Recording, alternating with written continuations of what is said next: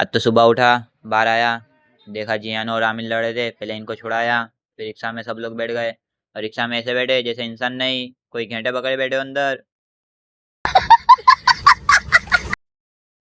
फिर बाबा चालू रिक्शा में से बाहर कूदका मारने का बोल रहा था, लेकिन हम सब ने उसे समझाया, लेकिन वो बोल रहा था नहीं मैं बहुत ही ज़्यादा जख्मी हूँ इसलिए मुझे कूदका मारना ही पड़ेगा। लेकिन हमने उसे ज़बरदस्ती पकड़ के अंदर बिठा दिया कि नहीं कूदका नहीं मारते।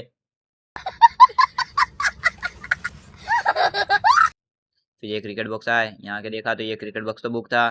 फिर दूसरे क्रिकेट बॉक्स गए और उसे बुक कराया और इन लोगों ने अपनी प्रैक्टिस चालू कर दी। जैसे कोई T20 का फाइनल रमने वाले हो, इन लोगों को ठीक से गली क्रिकेट रमना भी नहीं आता।